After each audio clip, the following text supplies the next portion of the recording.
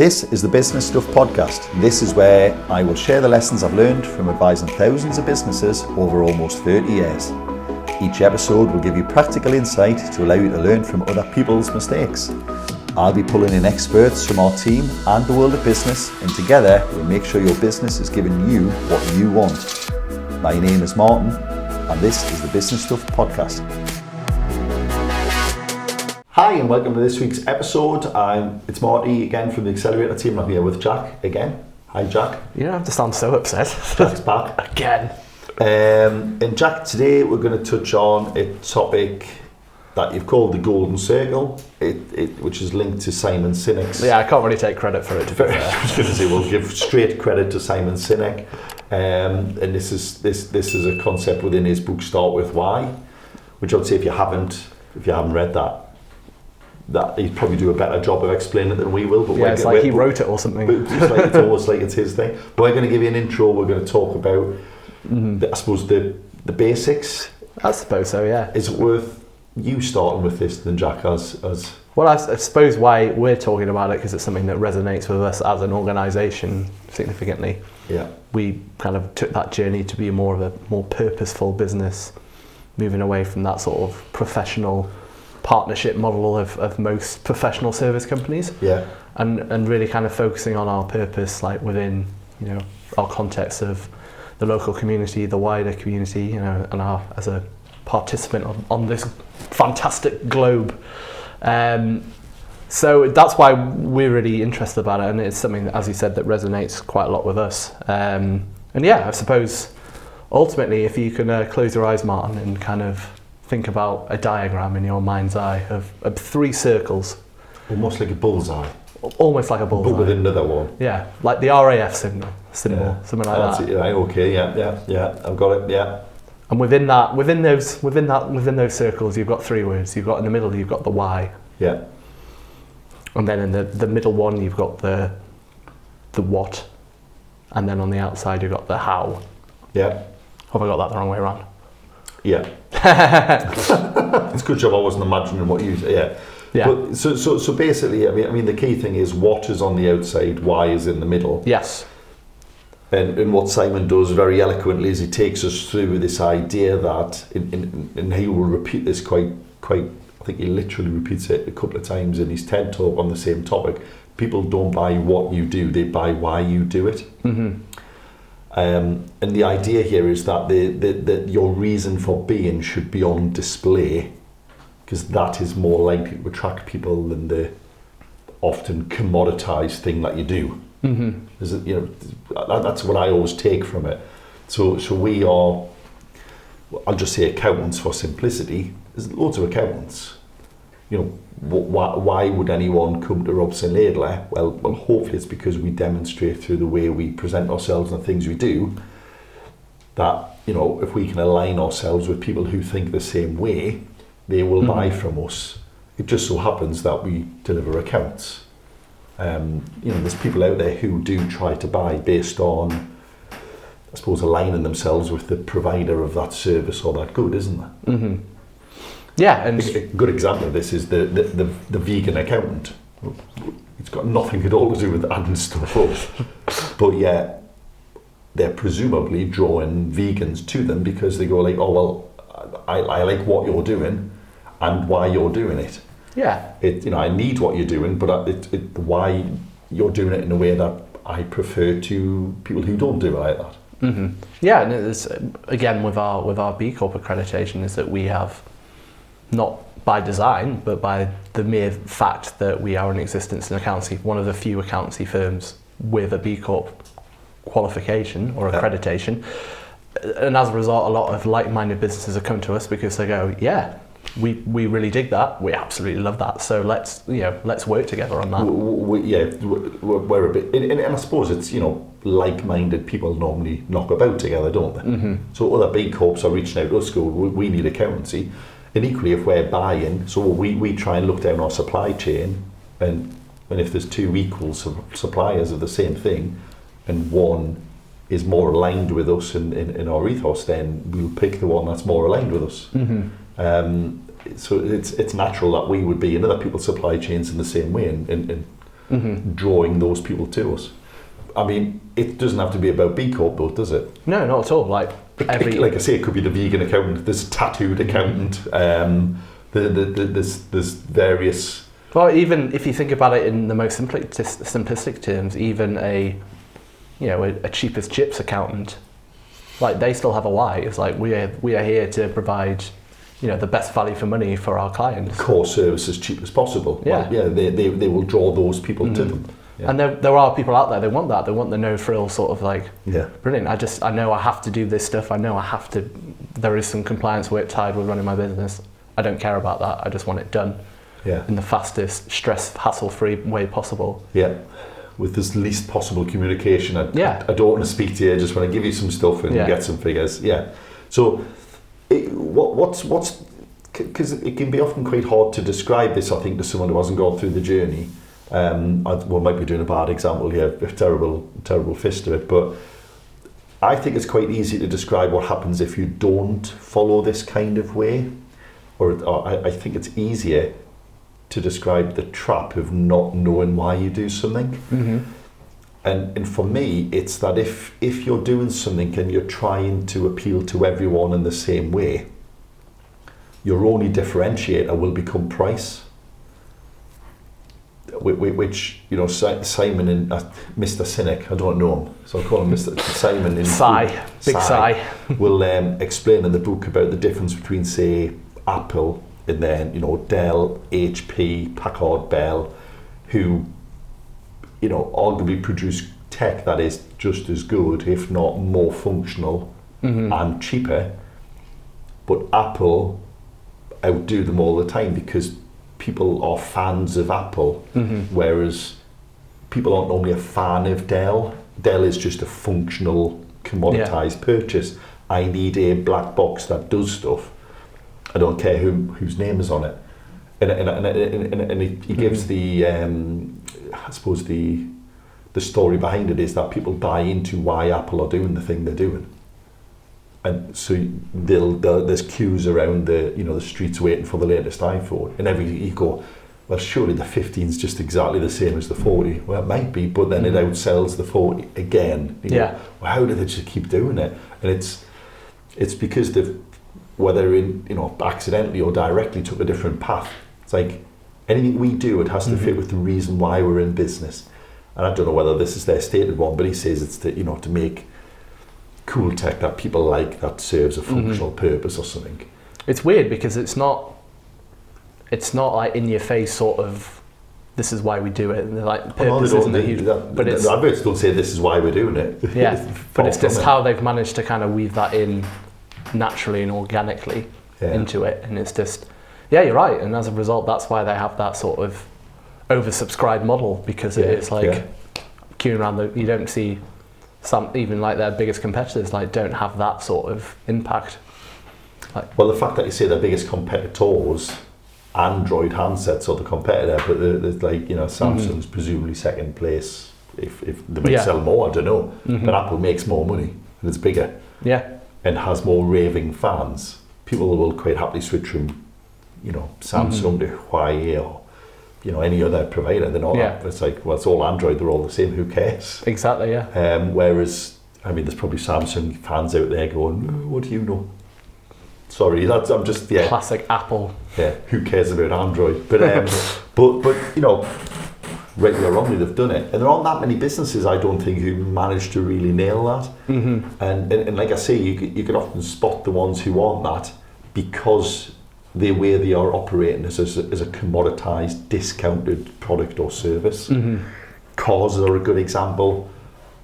Porsche, Ferrari, they don't want to make more cars.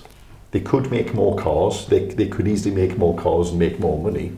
But Porsche is still one of the most valuable car companies in the world, despite having a really small customer base. Because people buy into Porsche.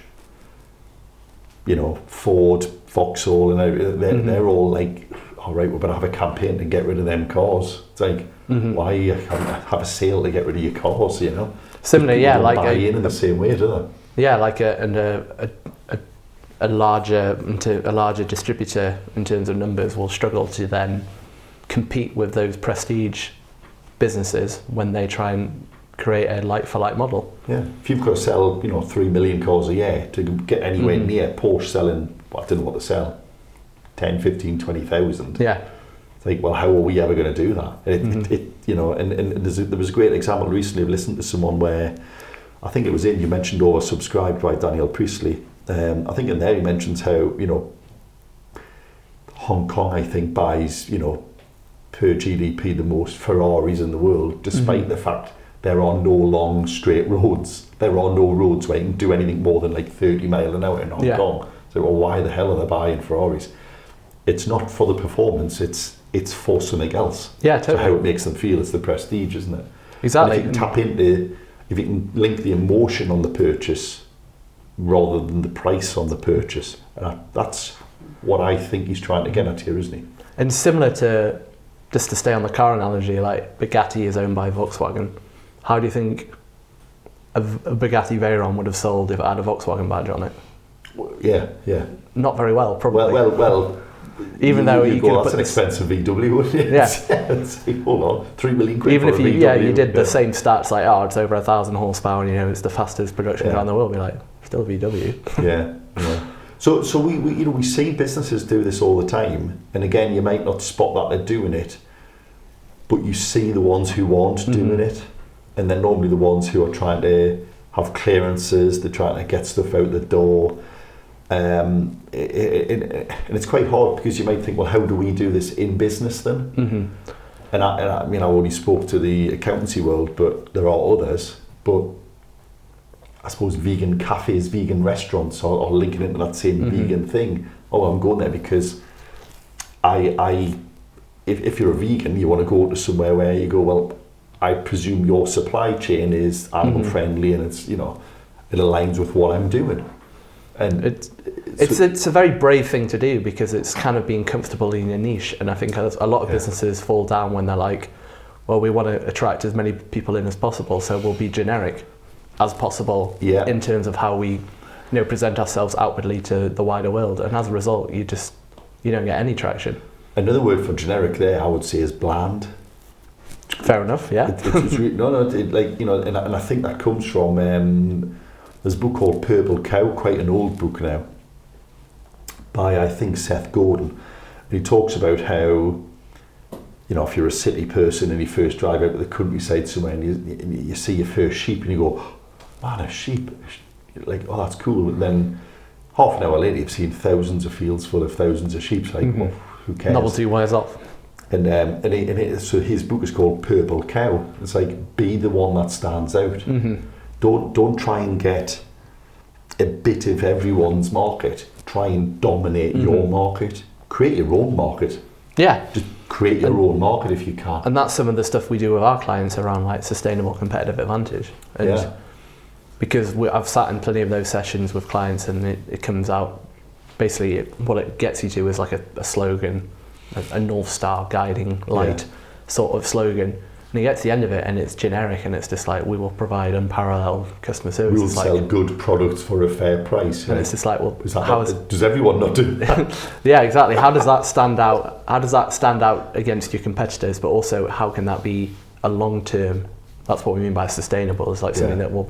It's not just like something that will last a couple of years before the competitors cotton on. It's something intangible, something that's unique to you. A really powerful version of this is was done to me probably 25 years ago in a session, but I then did it with a solicitor client of ours during a session with the solicitor, and we were trying to work on why would people come to you, and I kind of said, oh well, what do you think they want from you? What do your customers want from you, your clients want from you? And she went, oh well, qualified, ethical, technically competent. And we wrote this list, and you kind of go, right, okay then. Yeah. Is that not every single solicitor? Surely no one thinks, there's no one out there who kind of goes, it would be nice if they were competent, but I don't mind if they're not. do you know? Like, well, I need a solicitor, but it doesn't matter if they're a solicitor, really. I don't care if they're qualified. As long as he looks like they know what they're talking about. Yeah, it's like, what you've done there is you often people think their SCA, the Sustainable Competitive Advantage, they confuse that with the bare minimum expectation that people have for their service. Like honesty. We'll put it this way. What, does everyone not expect or would like honesty in their business dealings? Well, for example, like as accountants, again, this is something that we can resonate with. How many quotes or prospect meetings have you been into where the prospect comes in and goes, well, show me your ICAEW number or your ACCA number. Show me your certificate. Yeah, prove it to me. Yeah. Like it's an assumption, it's a given. They presume that you have it. It's not like thank God they've got that, otherwise I wouldn't have used you. Yeah. It's like I've got a checklist of 6 things. You are going to be honest, aren't you? You've caught us out. We're qualified, we're public, but we're not going to be honest. Yeah, no, we've lost the job.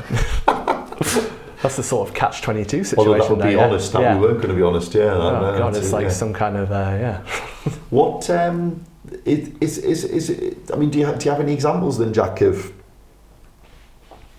I've got to be honest with you, on a small local basis of speaking to clients that I know, and when I've had these kind of conversations, I know they really struggle to come up with things like their SCA, but also why they're in business. Yeah. One I do know, mind you, Bri, who was probably episode 30 or whatever, Bri Thompson from the Will Guys. We'll get James to verify that. Yeah, verify that, James. I don't want to be accused of dishonesty in my podcast quotes. I'm pretty sure whether he talks about it in the podcast, but he does say, the reason I got into this is we had a death in the family and the wills were a disaster and nobody got what they were meant to get. But what was even weirder there is someone I think reached out to him from an uncle he never even knew he had and went, oh, you've inherited something. It's like, oh, well, that's nice for me, but this poor bloke's family didn't get what they thought they were getting. So that's why he's very passionate about trying to make sure that people get that right at a sensitive time of high emotion. Like when there's been a death, you don't want to be wondering if it was right, But there aren't many examples I can think of where people can go, that's why I do this. Well, should I give you mine then? What's yours, Jack? So the reason why the position I've got into now is because when I first came into accountancy, I had a very clear idea about what accountants did, and they helped people. Of what you thought they did. Yeah. So So in the sense of like you were there in the business, like the client would come to you and go, oh, I don't know what to do here. I can't, it's keeping me up at night, and you're the one going like, oh, well, have you thought about this? Have you thought about that? Got an issue with the supplier, my team are rebelling and So that was my idea of accountancy. You thought it would be the link between all of these, Exactly. And then realised that most accountants are only asked to add stuff up at the end of the year. Yeah, exactly. I'm simplifying it purposely, but that's not what I thought you did. No, exactly. In terms of, and when I first started, there was an expectation you got to learn the trade, But then as I kind of got more experience, my personal experience, and this isn't a chance to like slag off anyone else who used to do my job, because they probably did it, well, they definitely did it better than I did, I would say. But like my expectations... Good job you changed path, to be fair. Yeah, thank God. Otherwise Robson Laidler will be under by now. But like the problem solving aspect never really cropped up. Like that sort of not that kind of problem. Yeah, there's a lot of problem solving in doing year-end work. And we're not trying. But it wasn't like I didn't feel like I was different. Stepping into the business like I was anticipating. Yeah. So like that was my sort of moment where I was just like, well, what do I want to do, and why did I want to do this to start off with? So off the back of that, we've kind of crafted a role off the back of it to do that, basically, to realise that why, and as a result, that's what I'm doing now. Yeah, no, it's interesting. I mean, most people might not know, but my certificate up there is Chartered Tax Advisor, so a lot of people know. I thought you were going to say it was fake. And it's fake, yeah. I didn't know that's how you spelled taxation, actually. That's not how you spell tax. With two X's. With an X factor X in the middle. But I had a similar kind of transition, I think. I really enjoyed the problem-solving element of tax planning. It turns out that it didn't have to be tax. It was just the problem I liked. Yeah. And I was using tax as the tool to solve the problem. Yeah. And I did that for most of my career, probably 25 years of the 30 years I've been in business. But then, certainly definitely the last 3, 4, but maybe 5 years, being like, actually, no, it's the problem solving. And we've got a team of people who can do, tax, and they're great at it. And that's great, and they like that. Whereas, there's like a thrill to me I was saying this to you yesterday, of walking into a room to do a 1-page plan with a business, and you've got no idea what's going to land or what direction it's going to go. Yeah. And you know that 3 or 4 hours later, they're going to walk out the room with a list of things that will make their business better. And it could be on it. And I love that. I love that. The excitement, the adrenaline, the fear, the butterflies. But I love the fact that if you get it right, you walk away and they go, "Oh man, that was awesome."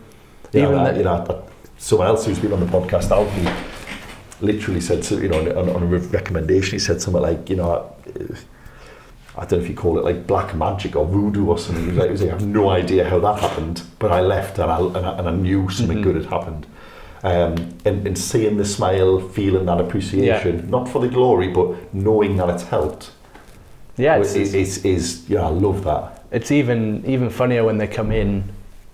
Well, it's even more rewarding. It's probably a better way of putting it. When they come in and they think they know what the problem is, but then actually they've misdiagnosed it entirely. Yeah, exactly. Well, they've identified a symptom, but then you drill down. You drill down. Like, well, actually, that thing you thought actually it's more related to this, and it's just like, oh right, yeah. And like, not only have you kind of like helped them diagnose the problem, but also you've probably saved them a lot of time, because they would have gone away and tried to fix that problem to realise that a different problem. Fix that the symptom didn't disappear. Yeah.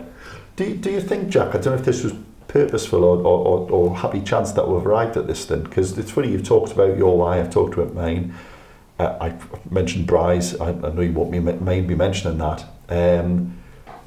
What's interesting is this feels very closely linked to something we're doing a lot of as well, is the motivational mapping. And you can have a team where the morale seems like it's on the floor, and it's not because they don't like what they do. It's just, well, maybe it is what they do, but their motivation is out of kilter with what they're doing, how they're doing it. Yeah. What motivations align with them most at that time, if their job doesn't reflect that. Because if we'd said, sorry Jack, you've got to stay in order, you would have went, oh, well, I'm going to go and find this elsewhere. Yeah, exactly. Yeah, so, it's like, presumably. Yeah. So it's like, well, you might have a workforce that are entirely capable and would happily go that mile, extra mile for you, but you're just asking them to do the wrong thing, And it might be that your cultural alignment is out of kilter with theirs. You might be a happy, giving entrepreneur person, whereas they're greedy, hungry, selfish isolationists. So I mean, that's unlikely, because people have probably picked kindred spirits in their teams, I would imagine. Certainly in the smaller business, it's easier to... And it's a case of like, not everyone can be doing the same thing in those smaller businesses. Yeah. So sorry, you have to go off and do the detailed bits. Although you weren't necessarily motivated by doing that sort of stuff. Someone needs to do it. I'm sorry. Yeah. But I think there is a thing here about, as a business, you need to know what your why is. Yeah. Why did you start the business? What is it? And it can't be, I wanted to work for myself to make more money. That's not a why. That isn't why you make tables or sell, timeshares. And I think a lot of... Money isn't the reason why you do it. And a lot of business owners are reluctant to share that why with their team, because it's like, it requires opening up to them and kind of telling them and confiding in them a little bit. Do you think they know it though, Jack? I think a lot of people may know it, but just not realise it, or realise that that's how they... There's probably a seminal moment in everyone's life when they decide to set up their business. They may not recognise that as the seminal moment that it actually is. Yeah. Therefore, so that's probably where the lack of awareness comes from. It's lost in the detail, lost in the excitement, the thrill of like... I think everyone knows, it's whether they're comfortable sharing it. Yeah. So it is a really interesting I do one. actually know somebody else's as well. I'll not share it though because it's quite a personal reason why they do. But yeah, it's funny that actually I can remember. I'm pretty sure the only two people, you've said yours, but the only two people outside of Robson Laidler where I know why they do it. They're both pretty powerful reasons as well. It's quite interesting. No, it is, and that's what the really interesting thing is. Going back to not necessarily directly back to motivational mapping, but in terms of how we onboard new members of staff, we get the circle the wrong way around. We focus on the what. This is what we do. What can you do and how do you do it? So we focus on the process, instead getting of them. Why are you applying here? Why are you coming to Robson Laidler for a job? Well, the first thing you go is like, right, well, this is what you need to do. These are the processes. Crack on, learn those, so you can nail the what. Yeah. And then in theory, yeah, and then it's the most case. people are competent of learning how to do stuff. And then the how. Well, then a few more people may progress onto the how stuff, but then the why is very rarely, when you're doing it in that orientation, very few people get to that part. How closely linked is this, Jack, to Craig Smith, Bigger Picture, mentioned this idea that whoever it was, the president was walking around NASA and he asked some guy who was sweeping the floor around, "Oh, what are you doing?" I knew you were going to bring this up. Yeah, but I'm trying to link two common things which feel the same, but I'm not sure they are. He knew what he was doing was part of an overall goal that was to put someone on the moon. Yeah. But that wasn't their why. Do people confuse these two things? Their reason for being and their why, are they the same thing, or is there a that shows the there? power of kind of aligned, getting people to buy into the vision, into the goal, because that's what the business owner needs to do. If you take Brian's, for example, like someone, if he brings on a member of staff, there's not guarantee they're going to have the same experience as he did. They may have had a death in the family and they had wills and it was great, but if Brian can show... And it went smoothly. Great. It wasn't great. Yeah. Sorry. Whoops, yeah. Yeah. No, go on, sorry. I know what you mean. Yeah. But obviously, like that employee that Brian brings on doesn't fully appreciate his story, so therefore doesn't understand the importance of the service that Brian's trying to offer off the back of that. Yeah. So he has to get them aligned with his why, and ideally would only employ people who have they believe in the same thing. Yeah, exactly. That's not to say they have to have gone through the same thing. No, we're not going after but automatons and people like identical twins of what have gone through your experiences. Because how do you think? So it's interesting that you think everyone knows their why. I think everyone has a why, but they haven't necessarily got it. It's not at the front of their mind. Yeah, I think that's... How would you recommend people go around trying to find out what it is? It requires some time away, some self-reflection. If it's not at the forefront of your mind, then and you're focusing on, working in the business, then you're never going to have time to really think about that and process that and reconcile that in your own mind. So it's taking some time out and just sort of really sitting back and reflecting. How did I get here? What led me down this path? Because there'll be subconscious cues that won't there? Probably. Exactly. I'm saying this as if everyone's got a why and should be able to pursue it. I'm not naive enough to think that the world is flexible enough that you can go, well, this is what I want my why to be, so I'm going to stop doing everything I do and do that. But I think it's important to know your why so that even if step by step you can get yourself more into a position or a role or a job or a business that is aligned with it.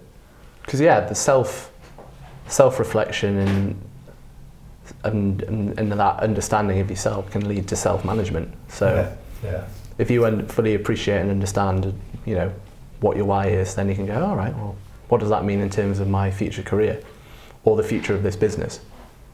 Because how aligned are they? Because they should be right next to each other. They should be on top of each other, but in some cases they're not. So it's a case of going back to that North Star analogy and like, well, this is the guiding light. This is what we should be aiming for constantly. This should be the one thing that becomes our sort of, well, as I said, North Star. So any decision that goes high should be ultimately framed within that question of, in that direction, not at all. Yeah. Like, just for example, we're not taking on any audits for large oil companies because even though we have two reasons, we're not being asked. We were asked. We were asked. Yeah, no, that's actually good. Yeah, that is a joke, but we were asked for what would have been a staggering fee. It was name your price, basically. Yeah, we did decide not to even entertain the discussion. Yeah. But that's a very basic example of how it should work. Yeah.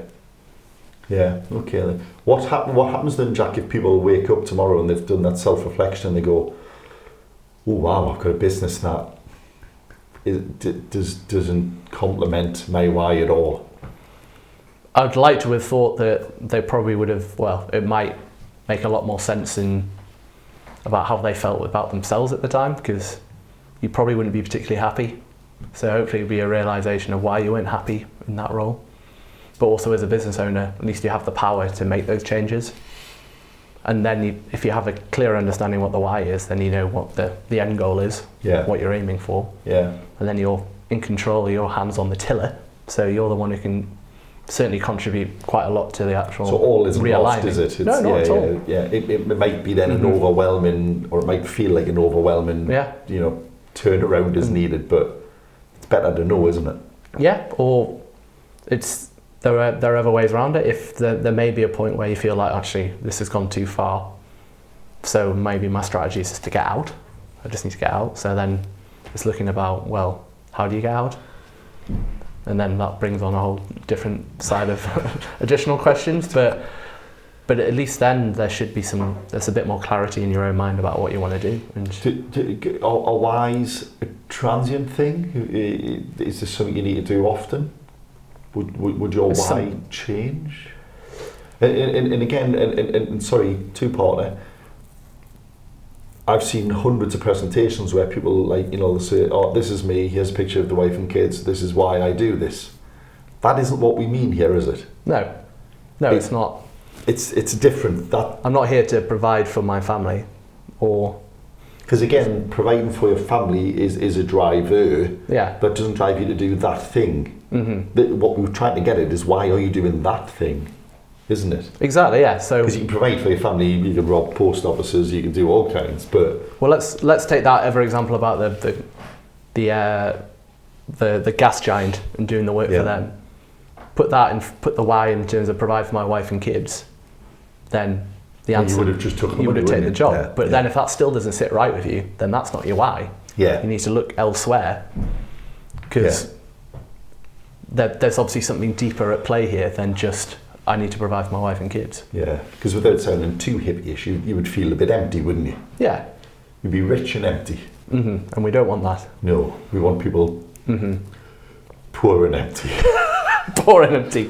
Hey, the rest empty of us, vessels. just put up with it, I'm joking, of course, but and I think what's quite interesting as well is I meet a lot of people in jobs and in business, and I kind of go, wow, I'm pretty sure you could be making more money doing that, and they kind of go, no, but this I like that. This is what I'm in the right place. This is what I'm here to do. Yeah. This ticks that box. So a lot of people, there's a lot of very successful people make a lot of money and then go on to do charitable work and whatever the word is, philanthropic work. Philanthropy. And they're clearly doing that because it might be that they've realised their why isn't to make loads of money. That wasn't what they were. Yeah. Or it might just be, well, I've got loads of money now, so what do you really want to do? Oh, well, actually, what I really want to do is I want to help this, and this is why I want to do it. And it often feels like it. You could easily be forgiven for thinking it's only the very rich who then go off and do these other things because they've made their money. Yeah. But there are actually a whole raft of people through the whole of society who do want to do that. A lot of teachers talk about this. It's a calling, it's a profession. It's not a job. It's, I want to do this because I had a great teacher who saved me life, or I did this. And I think some of the care and services have that kind of feel. They're not a lot of these people aren't in it for money, are they? Well, yeah. Yeah. I mean, I know a lot of the NHS make some pretty good money as well. And again, don't jump on the keyboards. I'm not saying everyone, but you know, I know there are some high value careers there. But but again, they're probably doing it not just because it's a money job, you know. I'm just waiting for the comments now. I know. Wardle. Keep putting my foot in it, don't I? Oh, yes. Wardle sympathises NHS with has too Sunak. many. That's not what I'm saying. Just a parting thing here then, Jack. What do you think what do you think? It might be that you just say, well, yeah, you end up selling on price, but what do you think the danger is of people of not having this in you know, this knowledge and using it? You become irrelevant and bland. And you don't. That was my word, so you just copied my answer. Yeah, Thank you very much, Jack. Well, I added the word irrelevant. You said generic, yeah, but but to be fair, you might still be the market leader. You might have an unbelievable business, but I feel like this is more of about, but it won't be satisfying you. No, it won't. Because you're not doing the thing that you should really be doing. You know what I mean? Mm-hmm. Or you're certainly not doing it in the way. So it's not to say, you know, Dell are a massive company that and I'm sure they're not sitting crying with their loads of money. Yeah. But I wonder whether they feel as internally rewarded as the people who know what they're doing and why they're doing it. Sorry, at Apple, for instance. I don't know. We'd have to ask them, I suppose. Mm-hmm. Yeah, I mean, success is not a metric of happiness, is it? Yeah. Otherwise, the old saying of money doesn't make you happy wouldn't exist, would it? More money, more problems. The more I age, you know, the more I realise that all of these little shorthand sayings that my granny used to say are actually really deep. In the amount of wisdom that was imparted in like a four-word sentence. Like, wow, yeah, she knew what she was talking about.